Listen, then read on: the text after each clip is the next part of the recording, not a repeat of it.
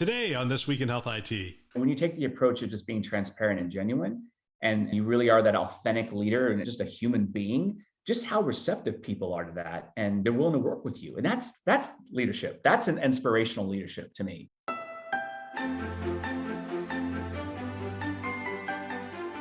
Thanks for joining us on This Week Health Keynote. My name is Bill Russell. I'm a former CIO for a 16 hospital system and creator of This Week in Health IT, a channel dedicated to keeping health IT staff current and engaged. Special thanks to our keynote show sponsors, Sirius Healthcare, VMware, Transcarent, Press Ganey, Semperis, and Veritas for choosing to invest in developing the next generation of health IT leaders. In 2022, This Week in Health IT doubled in size. We've grown from 2 podcast channels to 4 introduced guest hosts and plan to bring people together in entirely new ways. But I get it. It's a lot of content to keep up with. So we've adapted for that as well. Last year, you heard all about our Clip Notes newsletter, the episode recap of our Newsday and keynote shows.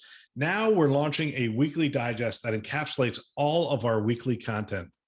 We're calling it Last Week in Health IT, and it will hit your inbox every Monday with links to everything we've published. You guessed it, the week before. It'll contain all of our episodes, written recaps, announcements, feature articles, contributor content, and more. Don't miss a thing. Find the news you need all in one place. Head over to thisweekhealth.com/subscribe to sign up. And managers and CIOs listening, this is a great way to keep your team updated on the latest news and trends with ease. Get your staff subscribed and take comfort in knowing that we're partnering with you to raise up the next generation of health leaders. Today, we're joined by Miri, the CIO for Baptist Health in Jacksonville. Aaron, welcome back to the show. Thanks so much for having me. Appreciate it. When did you join Baptist Health? Yeah, end of September, I joined Baptist as the Chief Digital and Chief Information Officer for the entire health system. Baptist, again, largest employer in Jacksonville, serving the Northern Florida and Southern Georgia markets. We're a true integrated delivery network where we have both pediatric and adult, large ambulatory care, great partnerships in the region with affiliates, and really a wide expanse of covered lives that we support and take care of. My span of control is, again, everything IT and everything digital in close partnership with our Chief Consumer and Marketing Officer and the digital health services team to really make sure that we're encapsulating the northern market. And what I found fun, right? So over the past couple of months, as I really have dug in and really started peeling back the onion, is the culture of Baptist is absolutely fantastic. And that starts at the very top. So when it comes to leveraging digital tools or technology, analytics, or whatever else we're looking at and trying to think about on the new frontier, it's an all-in approach, which is refreshing compared to maybe other places which are very reluctant to even move the cheese per se and try something new. I appreciate how you phrase that. You're transitioning to the new role. You're talking slightly faster than you usually do, by the way. So I could tell that you have a lot going on. I've interviewed several people that are making this move, and most recently, Sarah Richardson came on, and I'd love to capture the process that you go through going into the new organization, the process for managing the transition from your perspective. Give us an idea of what you're doing in the first 30, 60, 90 days. Yeah, great question. So first is seek first to understand, right? I've spent a considerable amount of time rounding the hospitals, working with both leadership as well as frontline nurses and physicians to truly understand what are the bugaboos, right? What's broken? I'll give you an example. There had been an underinvestment in Wi-Fi and wireless coverage, and the hospitals kept growing, but yet they were having very, very lackadaisical coverage. So immediately, it was one of the first decisions I made was to make a significant investment in updating and adding more just access points, right? Something that's very simple and basic as infrastructure, right? And so it's identifying those low-hanging fruits, talking to folks, rounding, listening, like listening with intent, and then spending time on your team, developing them, listening to them, adding where you need to add, and making sure there's a good fit.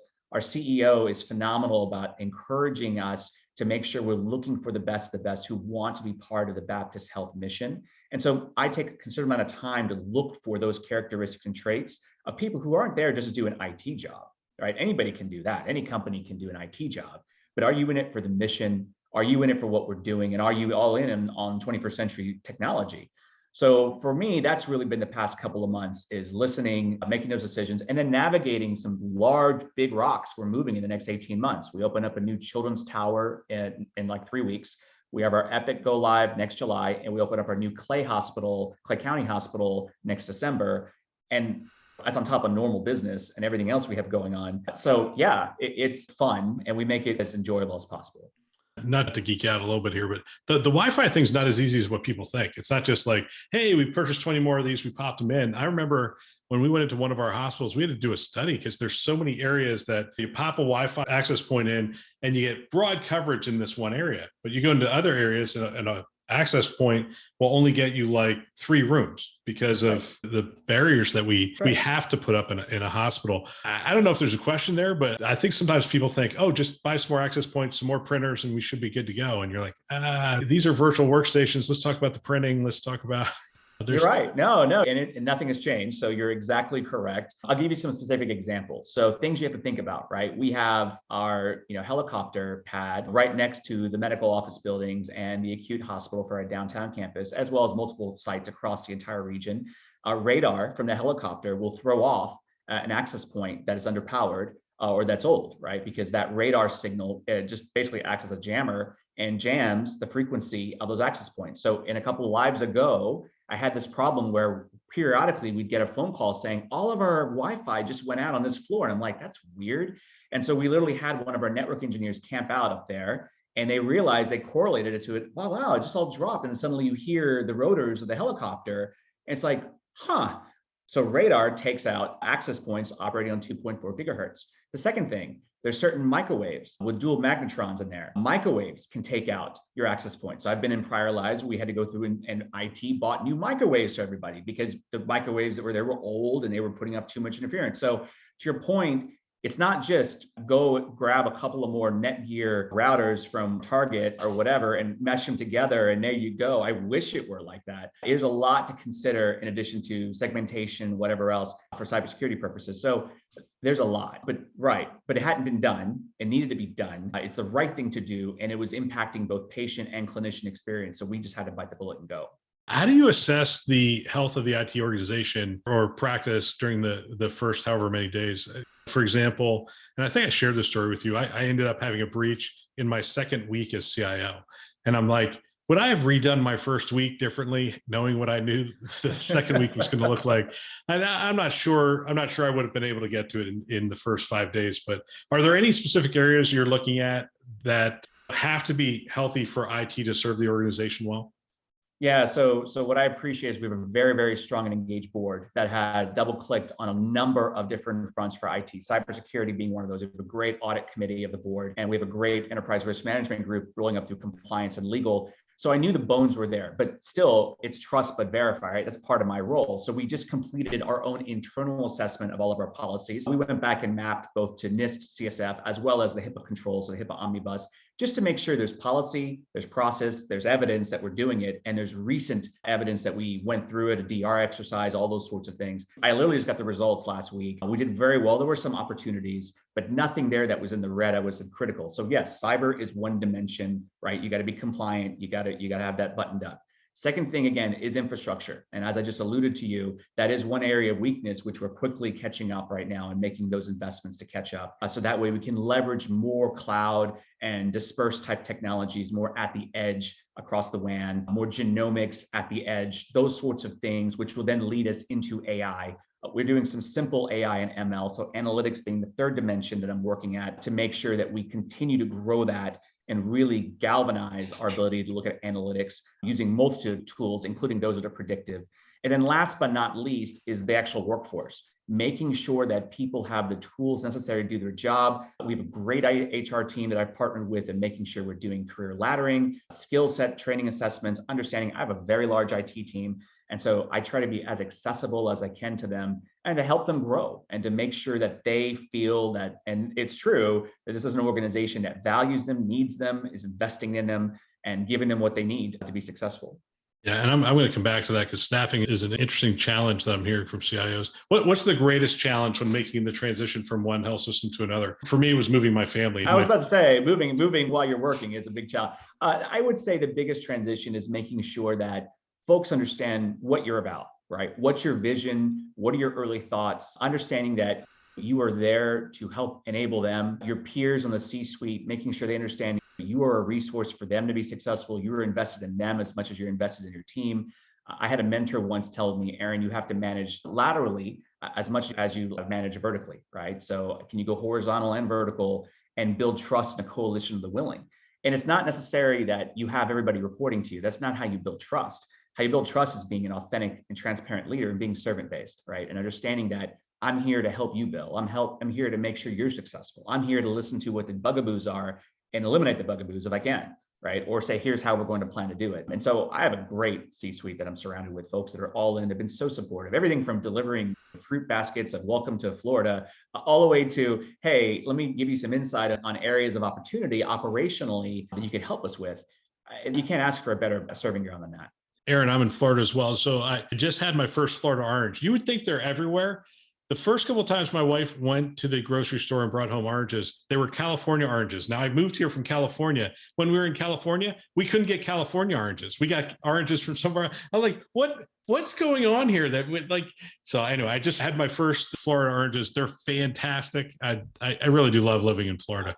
I think it's a phenomenal state. The fruit aisle, I kid you not, is something else, right? So like you go buy pineapple, it's not normal pineapple. You go buy avocado, it's like the size of a watermelon. I mean, it's incredible, the state of what we're doing here. But more important, it goes back to the people here. I mean, and everybody's so friendly and so kind and just, I mean, joyful. It's having lived in different parts of the country, it's interesting how Florida is characterized sometimes. The reality is the state does operate like a family. And I know I've said that to you before.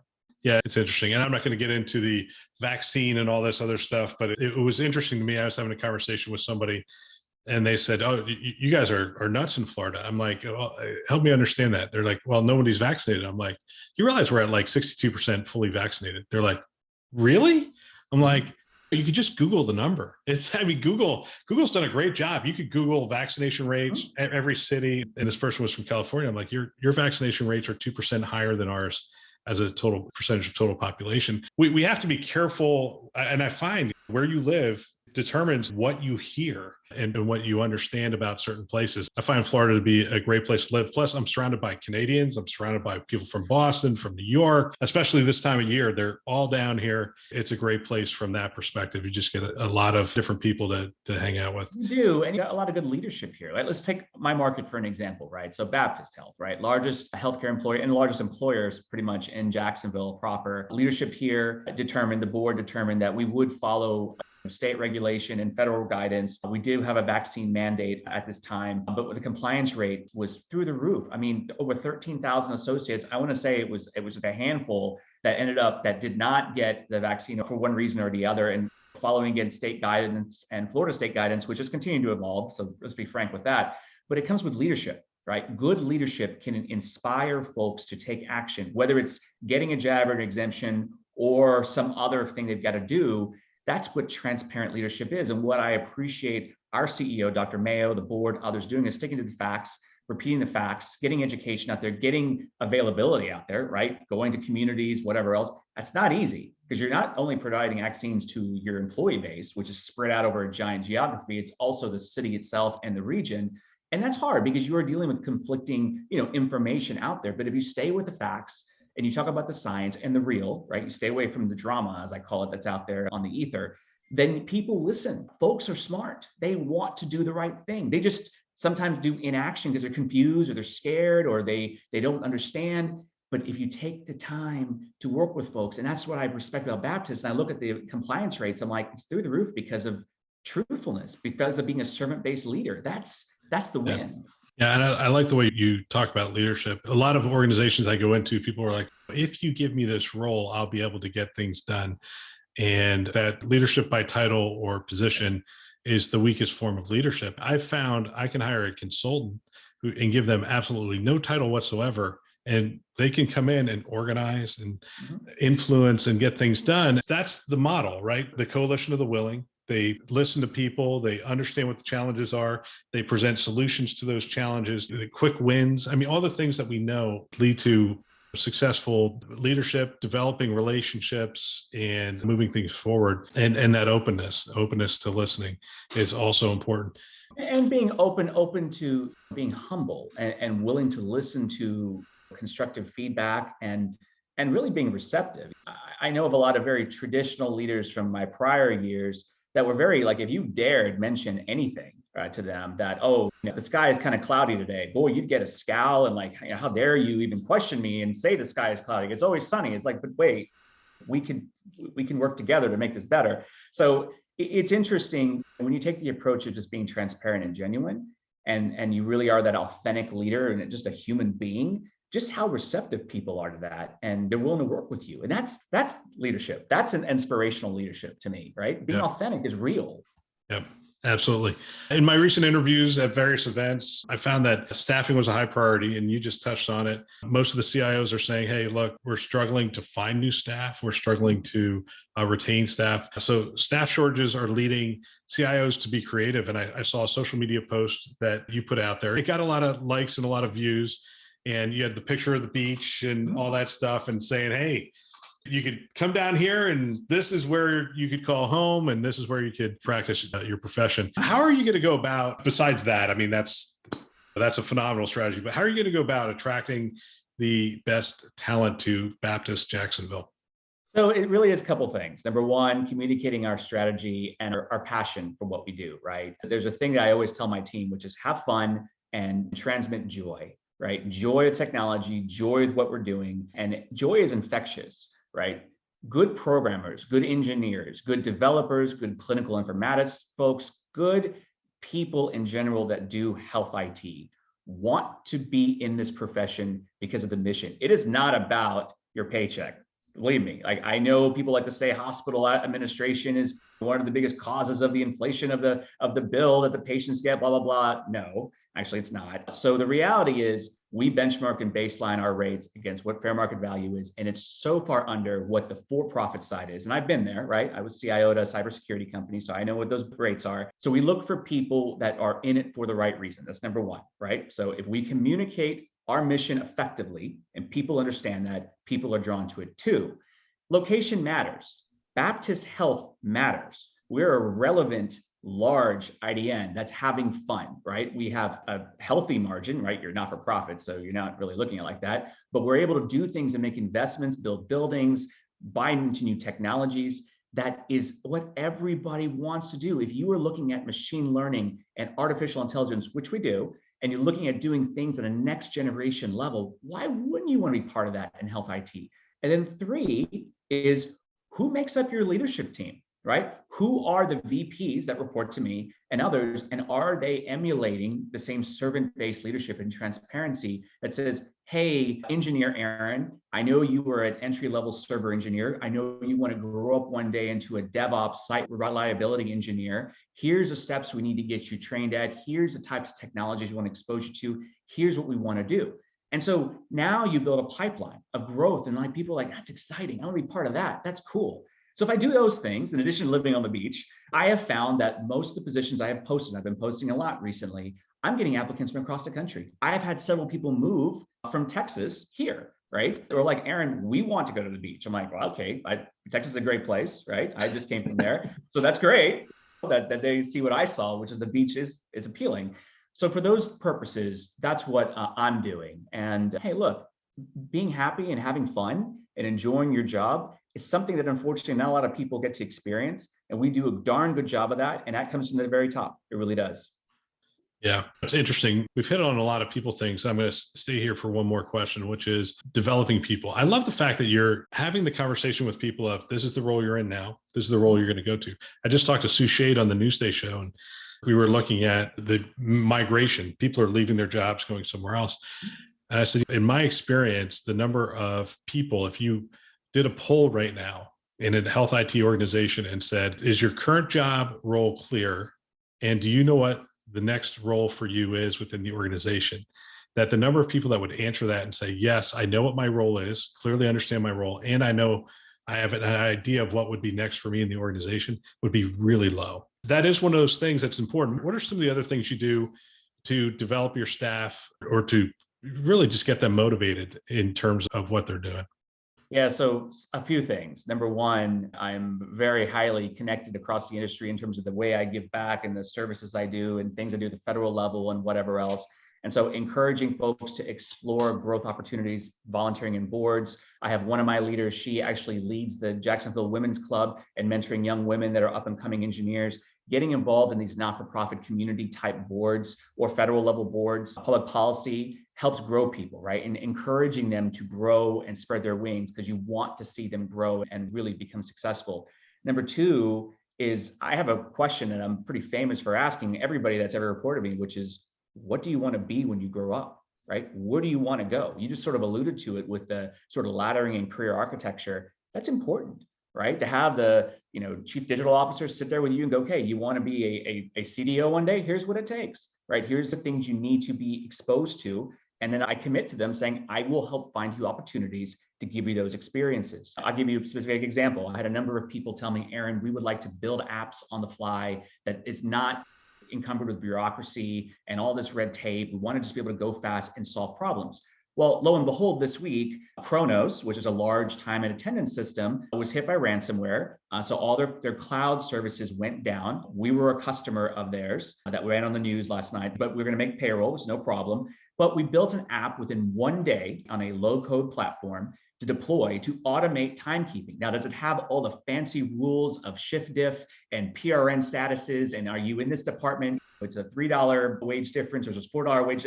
No, we can do that with analytics behind the scenes. But if I'm capturing accuracy of times, getting data to correlate, I can then sort on primary and secondary keys, especially against a large data set, to look at history and patterns. Okay, so my team came up with this in partnership with payroll and others in one day. And we're in the process of deploying it right now. So that once we get past this pay cycle on Friday, starting next pay cycle, we're back to being as automated as possible, and then just doing some QA on the back end while we wait for Kronos to get their act together. So that's type of stuff. And then I have been highlighting that to the executive leadership team. That's the kind of stuff engineers will be part of. That's the kind of stuff when people say, I want to develop be a cloud engineer. Okay, here's a project, go. Make magic, right? Make magic and have fun. That's the kind of stuff we have to be doing together. So that's the next part of it, is making sure that as we develop folks, we are anchoring those wins. And then last but not least, Bill, is making sure that when it comes to chime, hymns, speaking opportunities, you've had some of my previous employees talk to you on the show and do these kinds of events. You're investing in them. You're connecting them with people like you and others to highlight them and their career and their aspirations and their ideas. And that's how you grow the next generation. Look, I grew up as a software developer, right? I was coding not too long ago, but long ago. And I grew up into becoming a chief digital information officer. Okay, because I wanted that. There's that next generation that is incumbent upon us to shepherd and bring up, and because they will be there one day. Give me an idea of the Kronos outage, sort of dates when we're recording this. I mean, it's really top of mind right now, and it's this serious issue. I mean, making payroll and those kind of things. So did you have an environment already in place, or did you just walk into the team and say, okay, we've got this problem, and they started brainstorming and saying, no, we could probably develop something on this or this or this? So we started with a true brainstorm session. I call it a hackathon that went about an hour, 2 hours. So we had a list of about 30 ideas, everything from stand up an on-premise version of Kronos. Could we do it, right? Maybe, maybe not. All the way to, okay, manual spreadsheets and fancy Excel macros, all the way to, hey, we have these other platforms. And then right away, we have a very simplistic no code and low code platform, which we probably could cobble together along with analytics in the back end to do this thing. And so I said, okay, sort these by work effort, right? Lowest work effort to highest work effort. Obviously, highest work effort being stand up on-premise and deploy it and all that stuff like that, right? That would take weeks. And then this solution came up to the very top. It wasn't the easiest, just use manual punch cards and Excel sheets and let the hiring managers deal with it across the entire workforce. But it was the first almost, I would call it semi-autonomous, but mostly autonomous solution that could be deployed within a day. And I said, okay, build me an MVP in one day. And so this morning at 7:30, I got a phone call from my team saying, Aaron, we're ready to show you. And I'm like, holy smokes, let's roll, test the tar out of it and get it out there. So that's exactly what they're doing. I'm very proud of them, but it was a hackathon. But that builds a culture and an ethos that any problem is solvable if you just simply have the willpower and the mindset to do it. I love that approach, by the way. And we have such creative people. They do things with computers that we stopped doing about 10, 15, 20 years ago. So I do miss some of the coding. It's fun to get that problem, sit down and get the computer to do what you need it to do. That's a phenomenal solution. I'm going to let you sort of decide where we go next. You mentioned AI, ML. I wouldn't mind talking automation. Automation seems to be an interesting topic that keeps coming to front and center. So if I throw out those two, which direction you want to go? Well, I think actually they're part and parcel together. So I think we talk about both, as well as machine learning in the middle of that, and looking at where you are in the journey for that. So let's start with the bones to create analytics and eventually automation, right?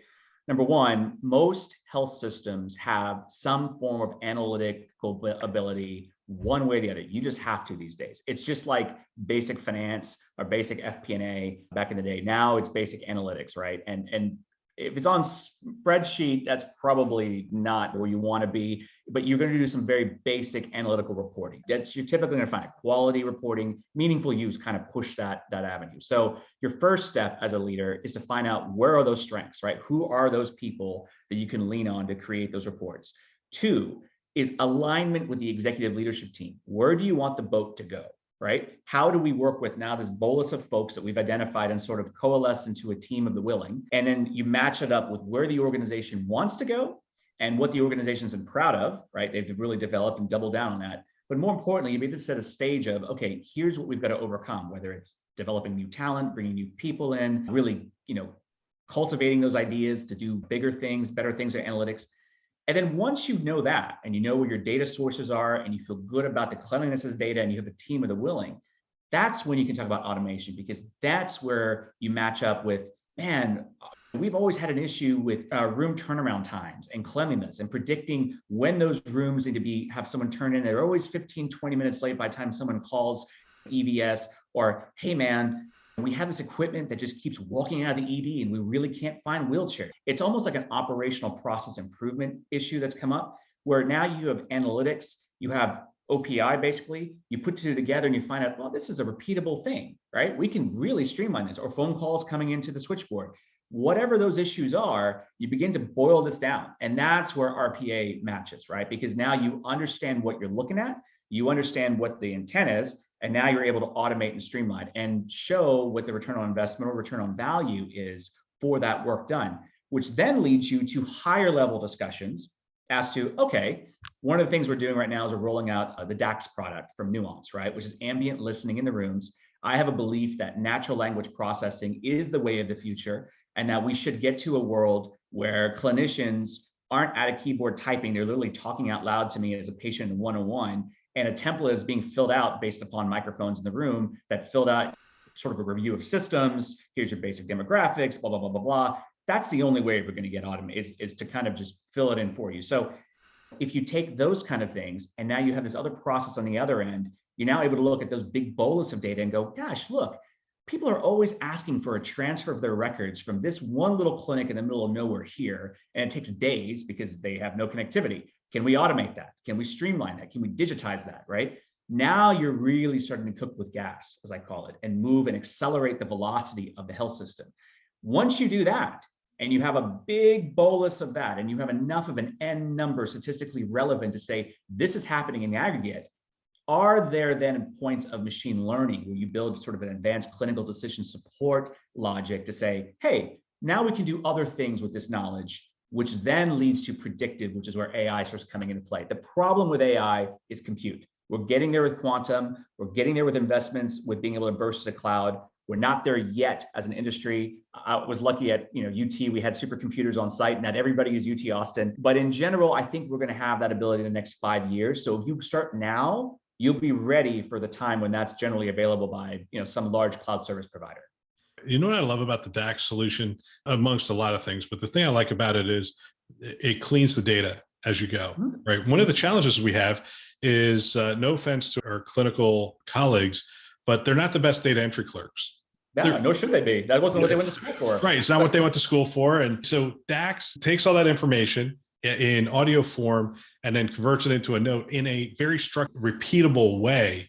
And now when you get that clean data, now you can do the automation on top of that. We can start looking at clinical automation. We can start looking at additional areas. It's interesting that, and anywhere where I hear people talking about clinical automation, the first challenge you have to do is you have to either clean the data, figure out a way to start to ingest the data in a more clean fashion, or just find different streams. And an audio stream is near perfect.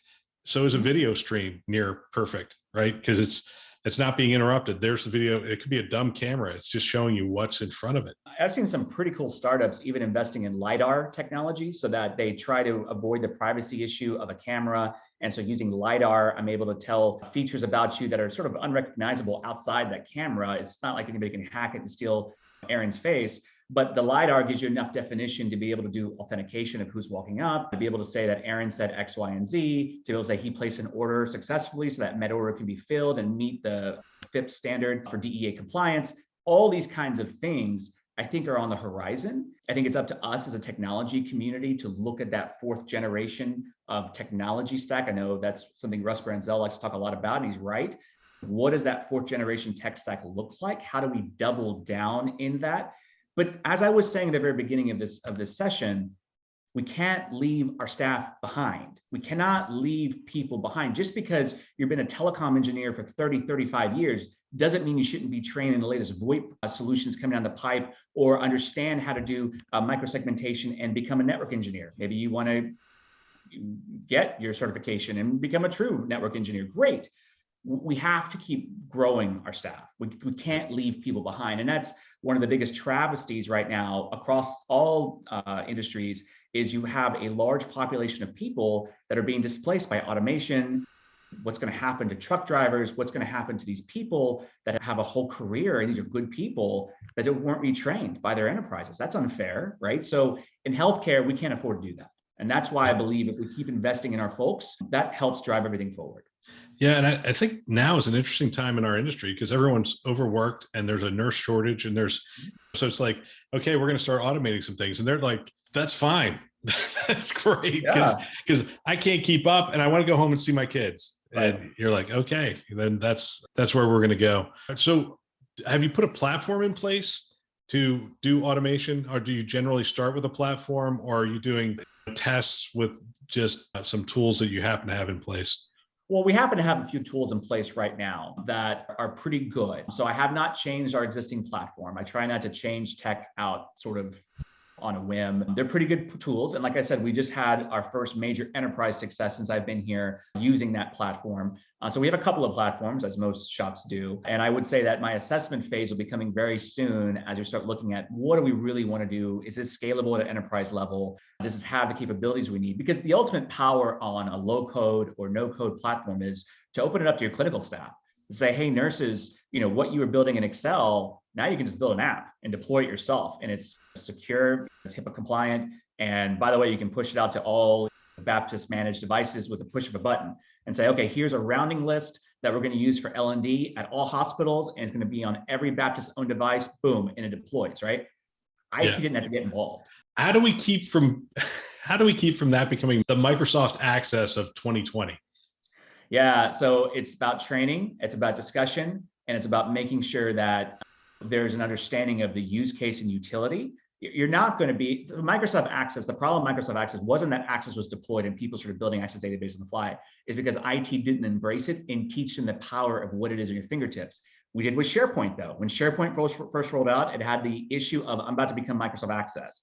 But the minute people realized, oh, I could use SharePoint for my magnet status and to grab all the documents to supply for magnet, or those kinds of utility cases, then it became immovable, right? It became part of the fabric of the enterprise. So we have to make sure that these low code and no code platforms, we learn from success, which is hand in hand, elbow to elbow support, and ensuring that it's a tool that's viable and secure. Yeah, just so people understand what I'm saying, when Microsoft Access came out, it was an amazingly powerful tool. I mean, you could tap into multiple data sources, you could create really cool front ends. And what would happen is you'd go from department to department at some point, you'd be like, okay, that's a security challenge, that's doing this, and that's doing that. But the reality was it unearthed so many use cases that people had creatively solved that we can now step back and say, all right, we're not just going to take away their Microsoft Access database. That's a real problem that they've solved. And we as IT need to figure out how to come in behind them and support that workflow, support that whatever they were doing with it. You're exactly right. It's a mindset of IT knows best and you don't worry your pretty little head to we are here to help you, right? I want to learn from you and what your challenges are. And here's all the tools in the tool belt, right? Let's decide together what the right tool is. And of course, I'm going to keep you from using a tool that's not HIPAA compliant or could get you in a we got you. Well, I want to empower you. I want you to be successful. It goes back to what I was saying at the very beginning. It starts with people. So access problem, Microsoft Access database problem, wasn't the tech that was the problem. I mean, it was after you get to a certain row length and character size, but that's too geeky for most people. The issue was the utility of it and understanding the why, right? Having CIOs engage and round the units and talk to people like I do, right? How can I help you? What do you need? It's amazing what you hear from frontline nurses and staff at all shifts. They're open up to you. And first of all, they're so grateful to see you. Second is, hey, can you help me? I need new keyboards here. I was on one unit that was missing one of the large monitors that was one of the patient flow monitors for the unit. I said, why wasn't it here? It's like, well, we ran out of budget a year ago. I'm like, it's a big 55-inch TV. You're talking about a couple $100 these days. What's the big deal? I got it, right? We'll just charge IT. I'll take care of that for you. Don't worry about it. You would have thought I hung the moon. I just bought them a TV so they could do the list of who's in what room. Things like that are easy, right? It doesn't mean necessarily access database. It's just listening and being there for people. That's what matters. Yep. I remember there was a nursing station. Every time I went in there, I got a hug because we put a printer, we put a second printer. They could never justify the second printer because they were too close together. And when they went through the thing and whatever, I'm like, my gosh, it's $500. I mean, what are we doing? Yeah, what are we exactly? And again, I think it's a philosophical mindset of leadership, right? One is IT knows best, and we're going to keep you at a hot trouble. And so you better listen to us and thou shalt do. And another mindset of we only exist because you clinicians are doing your job. You business people are doing your job. So we have to enable you. I've heard so many times, not really at Baptist, but other places that, oh, that's IT's money. No, it's not. It's the enterprise. It's the business money that we are spending together. And it's my job to implement what's effective for you.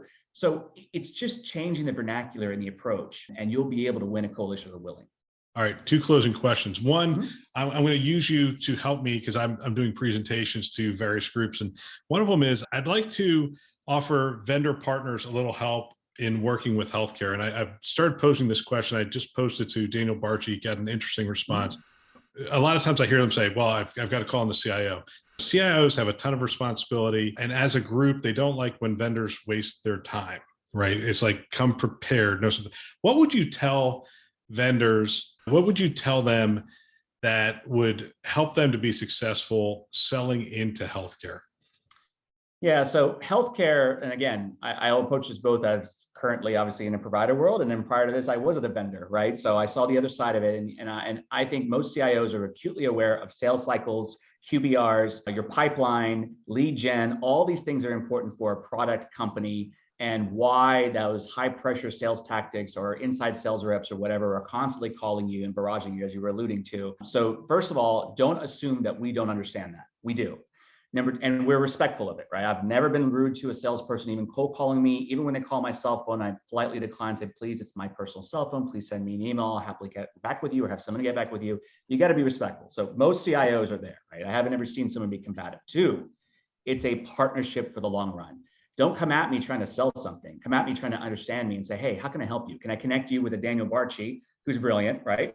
In New York, that went through this 6 months ago because he happens to be my customer, but more importantly, he resembles Baptist, his sales system does. So maybe the two of you can share ideas. You're not selling me anything besides relationships that maybe I don't have, but I'll forever remember that. And that's anchored in my mind that you're now a partner, you're not a vendor. And three, if you are at a large conference and you are bringing CIOs together, try to find the common themes amongst all of us. We are all having challenges. I just gave you one today with time and attendance, right? There are common challenges that all of us are facing, right? Show the commonality and why we should listen to something so that we take the few minutes that we do have and say, yep, this is important because, and you have now attention of like 30 of us together. Bill, you do a good job of this. You were at Chime this year. You were grabbing several of us to talk through things and just topical. Hey, what's going on in your world, right? It's just conversation. It's partnership. It's building community. That's healthcare in general, but that's also the healthcare IT community as it stands. All right, last question. And I think I did ask you this question. I just don't remember the answer off the top of my head because I asked like 20 CIOs the same question, which is, this is going to air in January. What is top of mind for 2022 for the CIO, CDO of Baptist Health? Yeah. So making sure that I'm going to put the pandemic aside for a second, because I think that's on everybody's top of the list, right? Just put the pandemic aside. It is ensuring that we truly are delivering omni-channel care whenever, wherever, however, to both our patients, giving our providers the tools they need, to our parents of our patients on our pediatric side, and also understanding the needs of the underserved and delivering an equitable care delivery mechanism, leveraging technology. So for me, digital strategies, technology and infrastructure availability, software as a service, care as a service. It's almost a retail type strategy, except it's more about precision of applicability and ensuring that you are not waiting to be able to be seen by the right place at the right time. You know what I love about that answer? As you started answering it, I remembered exactly, because it's almost exactly what you said to me the last time. And I thought, that's the mark of good leadership, because you're going to get asked, what's the vision? What's top of mind? Probably, yeah, I don't know, 50 times between now and the end of January. And if you answer it the same way, that consistency helps people. The consistency of, hey, this is what we're about. This is what we're looking at.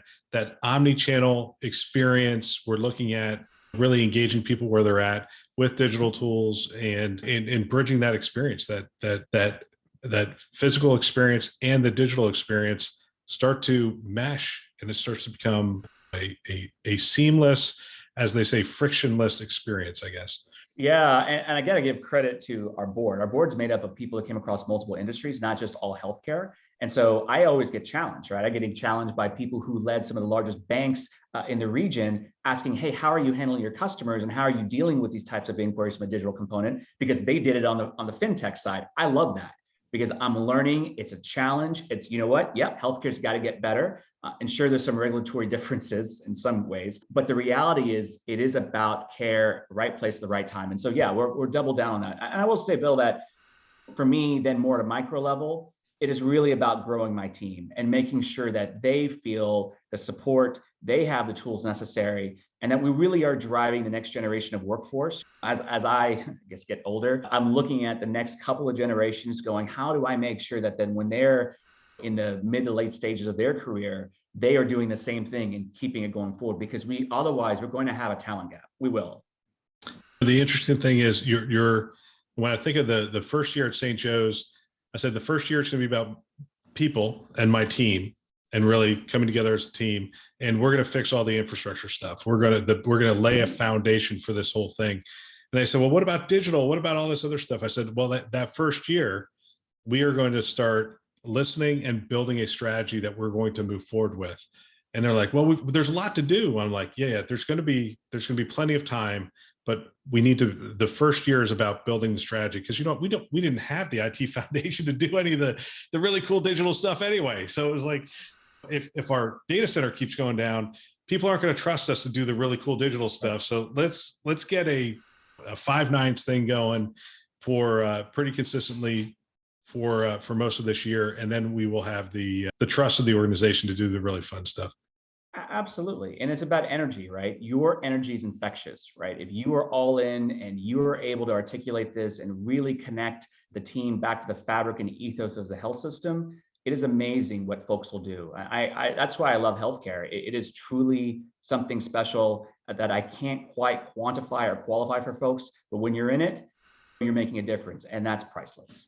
Fantastic. Aaron, thank you again for taking the time. Really appreciate it. You're welcome. Have a good one, and we'll see you soon. What a fantastic discussion. If you know someone that might benefit from our channel, from these kinds of discussions, please forward them a note, perhaps your team, your staff.